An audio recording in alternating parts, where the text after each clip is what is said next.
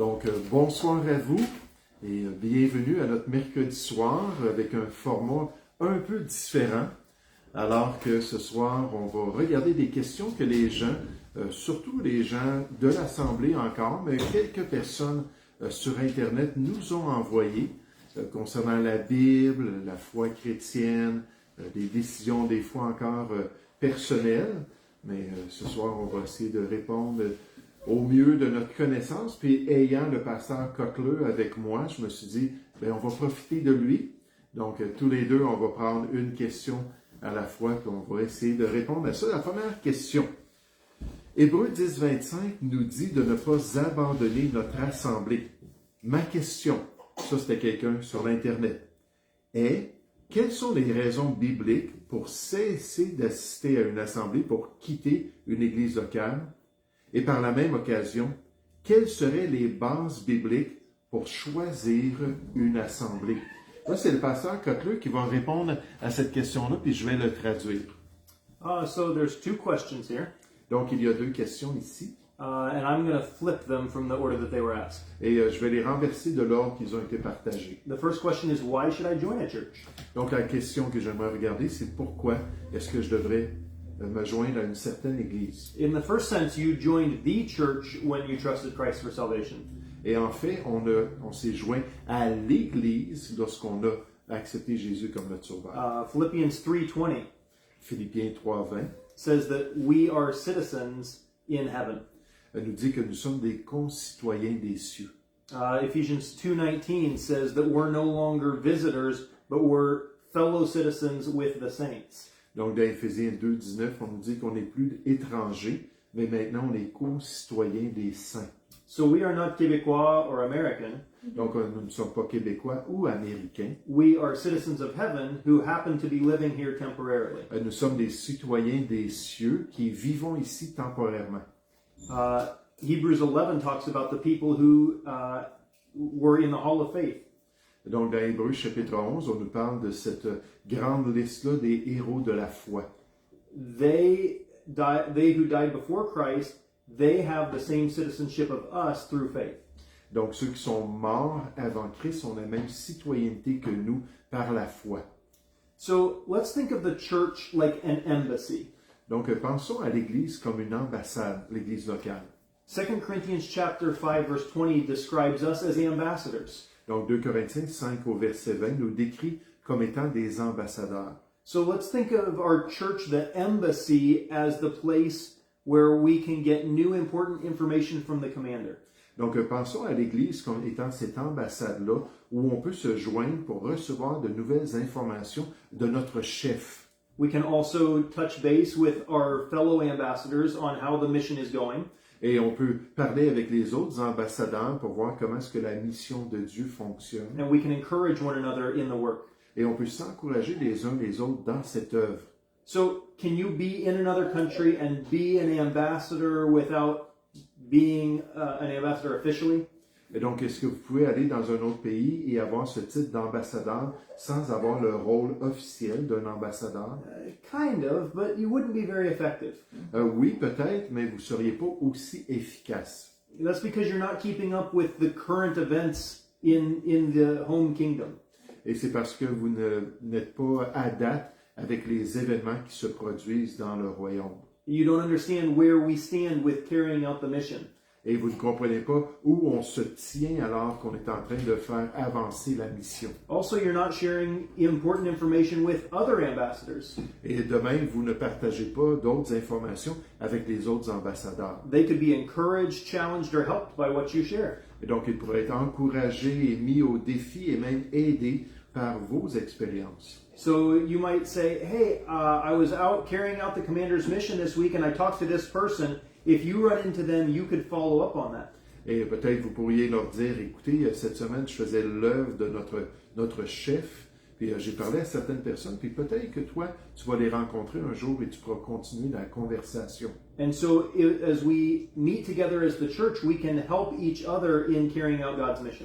Et donc, alors qu'on se rencontre dans l'Église, on peut s'aider les uns les autres à accomplir cette mission-là pour le Seigneur. So many people start with a flawed premise of why they should join a church in the first place. Et donc, plusieurs personnes commencent avec une prémisse qui est faussée. They shop for a church like they're shopping for a new cell phone company. Donc, ils recherchent une église comme ils recherchent une compagnie de cellulaire. They ask 3 real questions. Et donc, ils vont poser 3 vraies questions. What features do they offer? What kind of commitment are they looking for? And is it a cost I'm willing to pay? Qu'est-ce qu'ils vont m'offrir? Quels engagements qu'ils demandent et combien ça va me coûter? So these people are looking for the most offered to them with the lowest cost and the least commitment. Et donc, ces gens-là recherchent ce qui peut leur être offert, le plus qu'ils peuvent recevoir et ce qui va leur coûter le moins cher. When we look at what can a church do for me, we've already started in the wrong place. Et lorsqu'on pense à qu'est-ce qu'une église locale peut faire pour moi, on a déjà commencé avec la mauvaise pensée. So where we should start is, how closely does this embassy of heaven line up with the values and mission of our heavenly country? Et donc, on devrait débuter en disant, mais jusqu'à quel point cette ambassade du ciel est proche des objectifs de Dieu. How close is the leader of the embassy, the pastor, to the commander? Et jusqu'à quel point le chef, si on pourrait dire, de l'ambassade, le pasteur, est proche du chef suprême. And how do people of this embassy help one another carry out the mission of furthering the kingdom?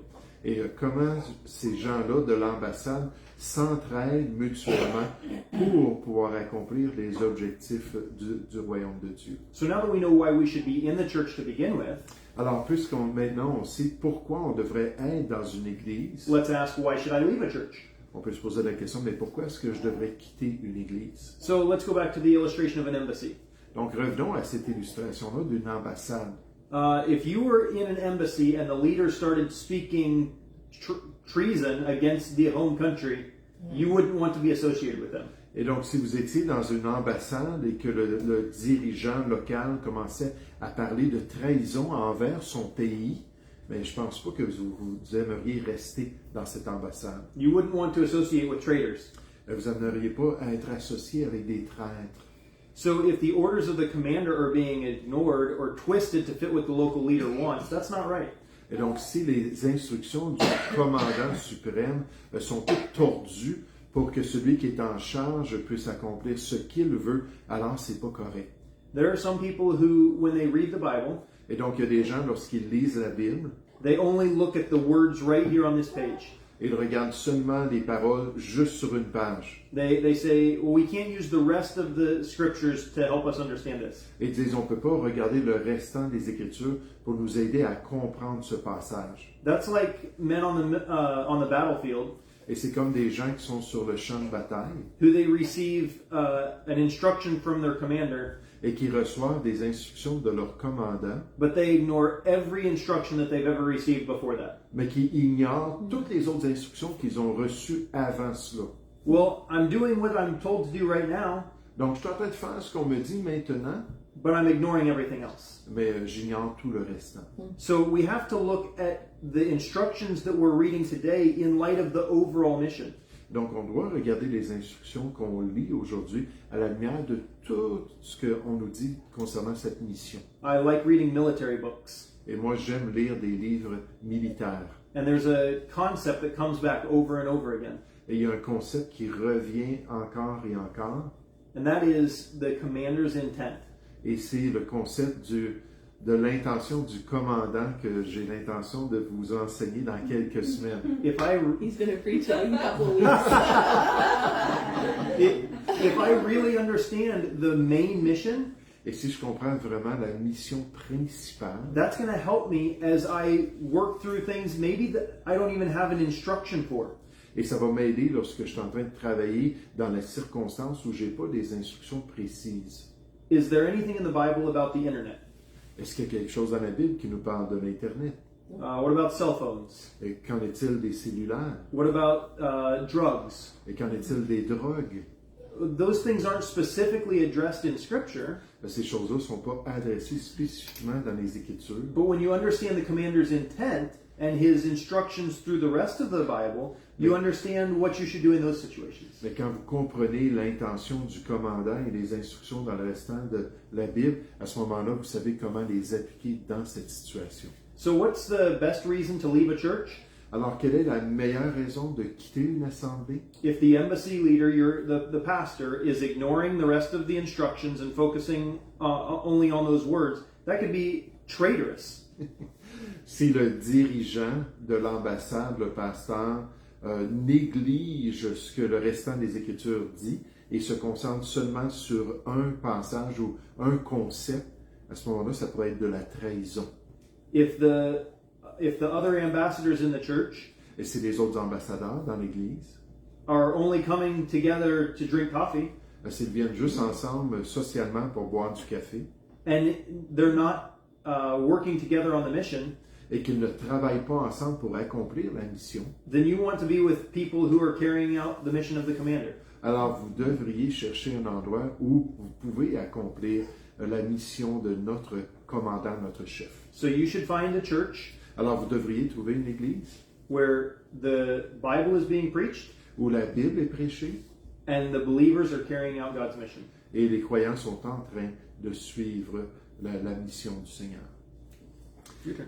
OK, donc est-ce qu'une question concernant ces deux facettes-là, ces deux aspects-là, puis je vois on a 8 questions ce soir, mais avec une question, je vois qu'on va répondre à juste quelques questions. Mais c'est pas grave, je pense que c'était la plus complexe peut-être là, pour ce soir. Mais concernant comment choisir une église ou aussi pourquoi est-ce que je devrais quitter une église. Ça vous va? OK. Oui. Peut-être qu'il peut faire juste les siennes. Toi, mercredi prochain, tu fais. C'est sûr, ça. Non. Oui, c'est une bonne idée. OK, mais pas vraiment. OK, donc une autre question. Puis ça va un peu avec cette question-là. Si si tu as une bonne job à un endroit, ça a été demandé par quelqu'un sur l'église, sur l'Internet, mais que tu n'as pas d'église à cet endroit, quelle serait la bonne décision à prendre selon Dieu? Donc, tu as une offre d'emploi, tu sais qu'il faut que tu t'en ailles, je ne sais pas, moi, aux îles Mouk-Mouk, puis là-bas, tu regardes, puis il n'y a pas d'église fidèle à la parole de Dieu, il n'y a pas d'église qui prêche le message de Dieu. Donc, tu t'en vas t'isoler finalement d'une communauté chrétienne puis de la communion fraternelle. On sait que les gens vont dire, oui, mais il y a quand même l'Internet, mais c'est pas vraiment l'Église, l'Internet. Donc, quelle serait la bonne décision? D'aller dans cet endroit-là pour avoir un emploi ou d'attendre que le Seigneur nous donne un emploi à un endroit où il y a une bonne Église qui va me soutenir dans ma foi chrétienne? Je dirais comme réponse que tout dépend de nos priorités. Tout dépend de nos priorités. Est-ce que l'Église est assez importante dans ma vie et dans ma conception de la volonté de Dieu que je vais vouloir aller dans un endroit sachant qu'il y a une bonne Église qui va être là et qui va m'aider à marcher dans le Seigneur? Si c'est ma priorité, à ce moment-là, la question est très facile, la réponse plutôt est très facile que non, je n'irai pas travailler à cet endroit-là. Je n'irai pas m'isoler de la volonté de Dieu parce que souvenons-nous que l'Église, c'est l'Église du Seigneur, l'Église de Dieu. On répète ça. Dans Acte 20, au verset 28, on nous dit que c'est l'Église pour laquelle Dieu a payé ou a racheté avec son sang. Puis ça, je pense que ça devrait élever l'Église dans une certaine priorité dans nos cœurs. Jésus n'est pas mort pour la famille, même si la famille est très importante dans les Écritures. Jésus n'est pas mort pour la société ou pour le gouvernement, même si on nous parle de l'importance des serviteurs de Dieu sur cette terre. La seule institution pour laquelle Jésus est mort, et qu'il l'a racheté avec son sang, c'est l'Église de Dieu. J'avais un pasteur qui me rappelait ça régulièrement. C'est l'Église qui a été rachetée par le sang précieux de l'agneau. Et l'Église, ça devrait être une grande priorité. Donc, en face d'une belle opportunité d'emploi, si on a compris cela, si on est assez mature pour voir le rôle important de l'Église locale, à ce moment-là, je pense qu'on va juste dire non, puis on va attendre que le Seigneur nous ouvre les portes à un autre endroit pour pouvoir être à cet endroit-là, sous le parapluie. Mon pasteur appelait toujours l'Église locale le parapluie du Seigneur et la protection spirituelle du Seigneur. Pourquoi? Parce qu'il y a des passages, Hébreux 3:12, Hébreux 10, 24 et 25, où on nous dit que pour avoir la victoire spirituelle, pour pouvoir résister aux tentateurs, pour ne pas s'éloigner du seul vrai Dieu, qu'on a besoin les uns des autres, qui sommes là, qui nous exhortons mutuellement pour pouvoir marcher dans les voies de Dieu. Est-ce qu'il y a des questions concernant cette réponse? Ça semble assez clair. OK. Troisième question. Dans 1 Timothée 3, nous voyons les qualifications pastorales et celles des diacres, qui sont assez similaires. Au verset 10, on lit que les diacres doivent être éprouvés avant d'exercer leur ministère. Ma question est en deux volets. It's only you who get two parts to the question. C'est juste lui qui a les deux volets dans les questions. Quelles sont les fonctions d'un diacre? Donc, on ne parlera pas des pasteurs, mais seulement du diacre. Et si l'enseignement fait partie de ces fonctions, doit-on l'éprouver comme on le fait pour un pasteur lors de sa mise à part? Je veux juste répondre concernant la mise à part qu'on voit dans les Écritures. C'est lorsque effectivement on teste les connaissances, la spiritualité, qu'on teste l'ouvrier du Seigneur pour s'assurer qu'il soit digne de l'appel de Dieu puis du soutien de l'Église, que l'Église soit derrière lui. Donc, il y a des exemples de ça dans les Écritures, alors que le Saint-Esprit guide. Mais si c'est le cas aussi pour les diacres, est-ce qu'ils doivent avoir une telle mise à part pour questionner leur doctrine puis questionner le genre de vie qu'ils ont? Alors, quelle est la réponse? So, what are the functions of a deacon? Alors, quelles sont les fonctions d'un diacre? In Acts chapter 6, the apostles who had a role similar to our pastor. Donc, dans Actes chapitre 6, les apôtres qui avaient un rôle similaire au pasteur, They were being inundated with so many additional tasks that their main responsibility of preaching and prayer was being compromised. ils étaient tellement inondés de toutes sortes d'autres tâches que leur responsabilité principale de la prière et de la prédication était mise de côté. In this specific context, they had a problem. Et donc, dans ce contexte particulier, ils avaient un problème. There were tangible needs of the people that they expected the apostles to meet. Donc, ils avaient des besoins particuliers du peuple qu'ils s'attendaient que les apôtres allaient combler. But in order to do so, they would have to take important time away from their responsibilities of prayer and preaching. Et donc, pour pouvoir accomplir ça, ils devaient prendre un temps, enlever du temps de leur prédication et leur prière. Back in Acts chapter 2, we find that 3,000 people were saved in one day. Et dans Actes chapitre 2, on voit qu'il y a 3000 personnes qui ont été sauvées dans une journée. And they were added to the church. Donc, ils ont été ajoutés à l'Église. And after that, every day, as many as should be saved. Et donc, après ça, à chaque jour, on nous parle de ceux qui étaient sauvés. Can you imagine a church of over 3,000 people?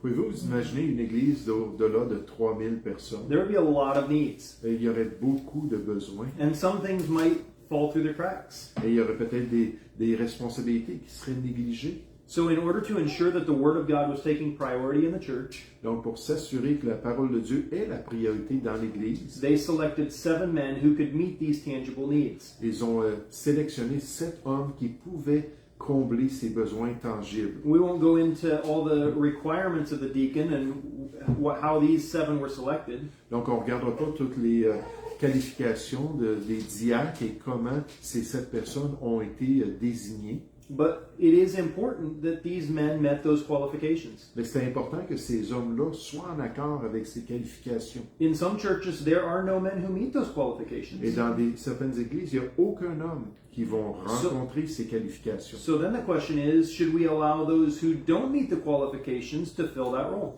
Et donc la question, c'est est-ce qu'on devrait permettre à ceux qui n'ont pas ces qualifications-là de pouvoir avoir ce rôle? Or did God have a reason for those requirements? Ou est-ce que Dieu avait une raison pour ces qualifications?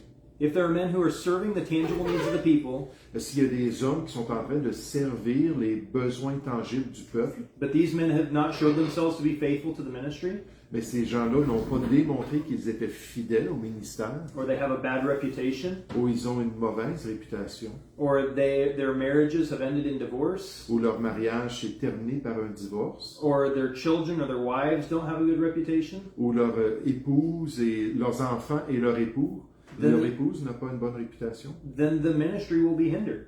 Et donc à ce moment-là, le ministère va être affecté.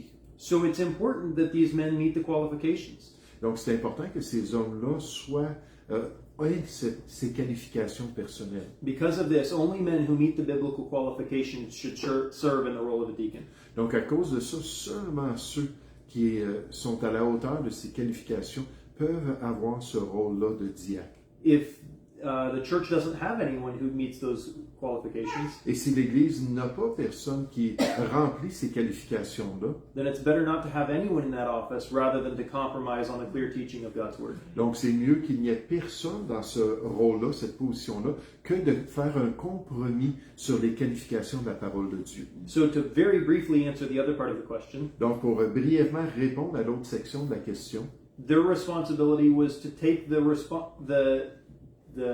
weight of those other needs off of those who were teaching and preaching. donc leur responsabilité, c'était d'alléger les responsabilités de ceux qui étaient en charge de la prédication et de l'enseignement. So the preaching and teaching is not the responsibility of the deacon. Donc la prédication puis l'enseignement, c'est pas la responsabilité des diacres. Does that mean that they are unimportant?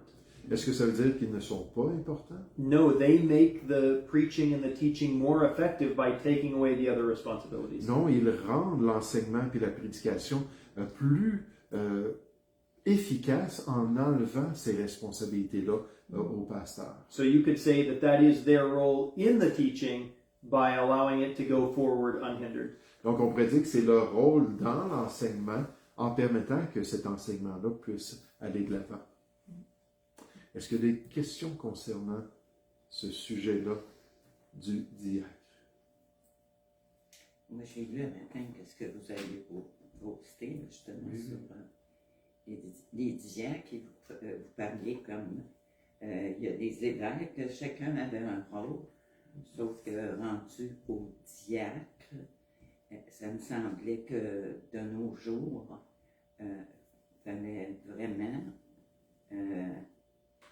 qui a été, comme vous disiez tantôt, éprouvé. Oui, Et puis tout ça, parce que c'est ça. Celui qui est fidèle dans les moindres choses va l'être aussi dans les grandes. Donc, on ne confie pas des responsabilités, par exemple, de s'occuper du bâtiment, l'entretien du bâtiment, à quelqu'un qui n'est même pas en mesure de venir à l'assemblée à chaque semaine. Je vous donne un exemple. Alors, si la personne n'a pas de raison valable pour ne pas être fidèle, c'est juste une question de manquement personnel, alors elle n'est pas qualifiée d'après ce que les Écritures nous disent. Donc, c'est juste... il n'est pas qualifié non plus pour comme faire une prédication ou faire un message. Non, c'est pas sa responsabilité. En général, on nous dit que les diacres, c'est tout ce qui est matériel. Tout ce qui a rapport au ministère, au niveau matériel, aider avec la structure des classes d'école du dimanche, aider avec l'entretien du bâtiment, lorsqu'il y a des activités, être là pour s'assurer qu'on ait assez de blé d'Inde, puis s'assurer que le fourneau fonctionne, puis ainsi de suite. Donc, c'est vraiment comme acte 6, aller nourrir les veuves, puis entretenir les veuves qui avaient ces besoins-là. Fait que c'est vraiment plus matériel. Mais souvent, les diacres vont faire partie aussi des conseillers, vont se joindre avec les pasteurs pour organiser les choses dans l'Église, mais les décisions, puis l'enseignement, tout ça, ce n'est pas leur tâche à eux. Ils peuvent enseigner, mais c'est pas leur tâche. Mais comme quelqu'un qui enseigne une classe d'école du dimanche ou quelque chose comme ça, mais ça ne fait pas partie de leur rôle de diacre. C'est juste un don qu'ils ont puis qu'ils peuvent mettre au service pour la gloire de Dieu. Donc, une question pour moi, puis peut-être qu'on va s'arrêter avec ça. Dans 2 Timothée chapitre 4 au verset 3, on y lit qu'il viendra un temps où les hommes ne supporteront pas la saine doctrine. Pouvez-vous définir ce qu'est la saine doctrine? Une expression qui revient, la bonne doctrine ou la saine doctrine, qui revient surtout dans les épîtres pastorales, mais qui est quand même quelque chose qu'il faut comprendre. Et juste pour vous dire, le mot saint ici, ce n'est pas S-A-I-N-T, c'est S-A-I-N, ou plus que c'est au féminin avec un E. C'est pas la sainte doctrine, c'est la saine doctrine. Et qu'est-ce que le mot veut dire? Ça veut dire une doctrine qui est en santé. Le mot veut dire de quelqu'un qui avait une bonne santé, donc de l'enseignement qui est en santé. Comment est-ce que je comprends ça personnellement? C'est-à-dire que c'est un enseignement qui n'est pas infecté, qui n'est pas contaminé, qui n'a pas le virus de l'être humain qui vient trafiquer l'enseignement biblique, qui vient le tordre le sens de la parole de Dieu. Donc, la saine doctrine, c'est d'être fidèle envers la parole de Dieu, d'avoir fait des efforts pour pouvoir dispenser droitement les Écritures, tandis qu'on nous parle, dans un passage comme 2 Pierre 3,16, de ceux qui vont tordre le sens des Écritures. Donc, si on s'attache à la saine doctrine, c'est qu'on a assez d'expérience dans la parole, qu'on a assez de compréhension des doctrines bibliques, puis là, on peut détecter quand c'est vraiment de Dieu, ou quand ce sont des philosophies ou des croyances qui viennent de l'homme. Donc, on nous dit ici, 2 Timothée chapitre 4, allons voir cela, pour vous donner un exemple de contamination. 2 Timothée chapitre 4, et comme vous allez voir dans un instant, on nous dit qu'un bon ouvrier du Seigneur doit être attaché à la saine doctrine. Ça, on va voir ça dans l'épître à Tite, encore une épître pastorale.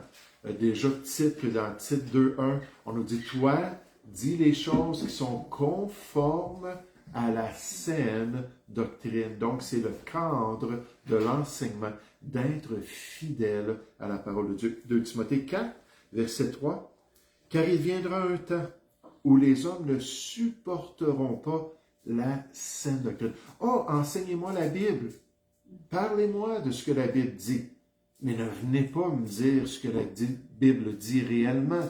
Hein, soyez positifs, changez un peu le sens des Écritures pour qu'on puisse être confortable. Les gens en général, dans l'apostasie surtout qui doit venir, ne supporteront pas le message de Jésus-Christ, ne seront pas intéressés de croire qu'il y a le ciel et le lieu de damnation, que nous sommes tous coupables en nous-mêmes, que nous sommes tous des rebelles, des ennemis de Dieu, la Bible nous dit, puis qu'on est sous la condamnation de Dieu. Ils ne voudront pas entendre ça, que si on ne reçoit pas Christ dans notre vie, on va être damné pour l'éternité. Puis tous les autres aspects de l'enseignement biblique, ils vont rejeter ça. Donc on nous dit, mais ayant la démangeaison d'entendre des choses agréables, ils se donneront une foule de docteurs ou une foule d'enseignants, selon leur propre désir, détourneront l'oreille de la vérité et se tourneront vers les femmes. Puis là, il dit, mais toi, sois sobre en toutes choses, supporte la souffrance, fais l'œuvre d'un évangéliste, remplis bien ton ministère. Donc, il dit, les gens vont rejeter le message de Dieu. Toi, demeure fidèle au message de Dieu. Donc, on ne veut pas donner ce qui plaît aux gens.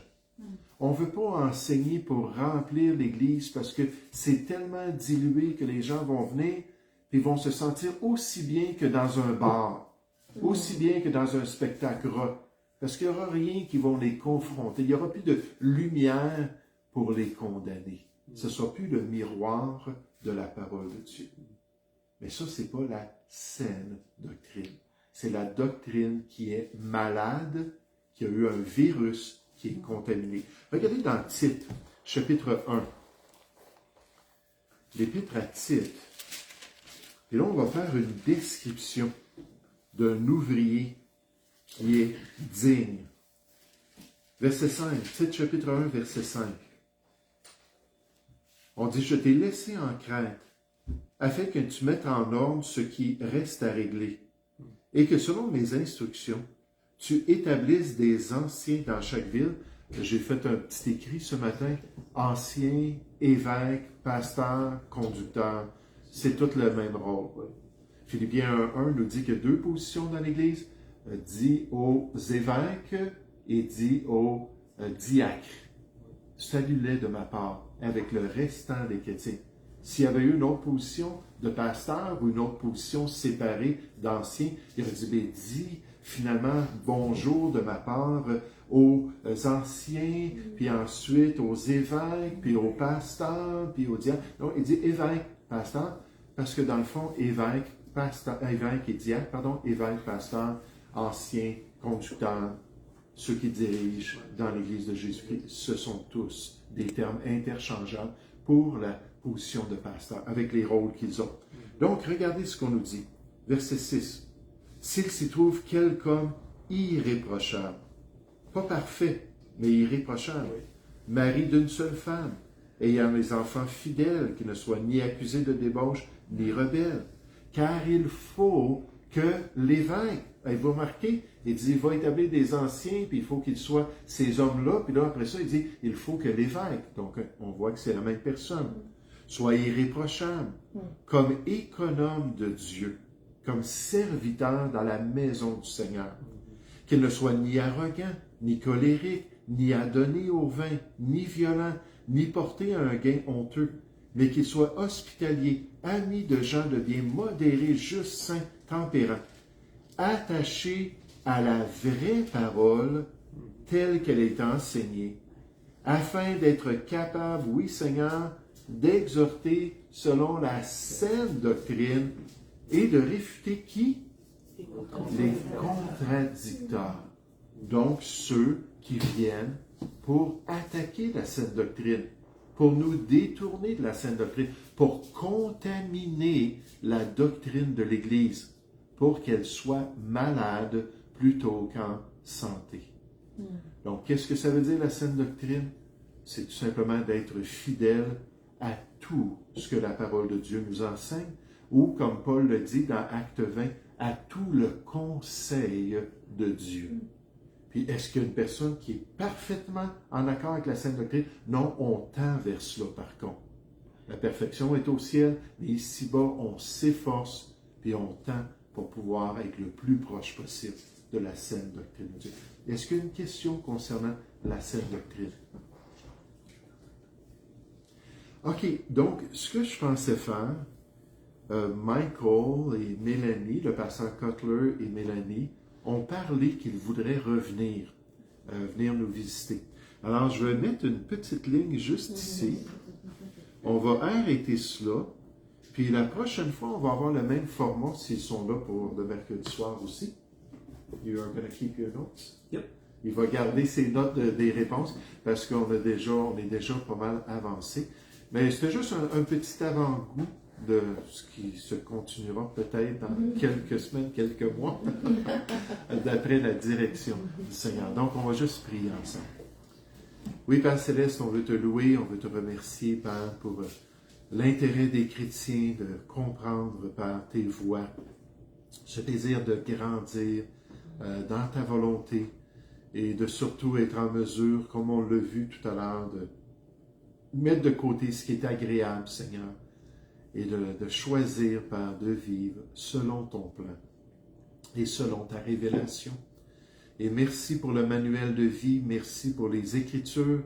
Je te prie, Seigneur, que tu puisses nous aider à nous attacher à ta parole, à être toujours des étudiants de la Bible et à pouvoir grandir dans notre unité. Tu nous dis d'avoir un même cœur, une même pensée, un même sentiment, un même amour. Seigneur, que tu puisses développer une telle unité dans ton Église locale. Nous te prions, merci pour le pasteur Cutler et son épouse, et merci pour le temps qu'ils ont passé avec nous. Et bénis leur retour, Seigneur, nous te prions, au nom du Seigneur Jésus. Amen.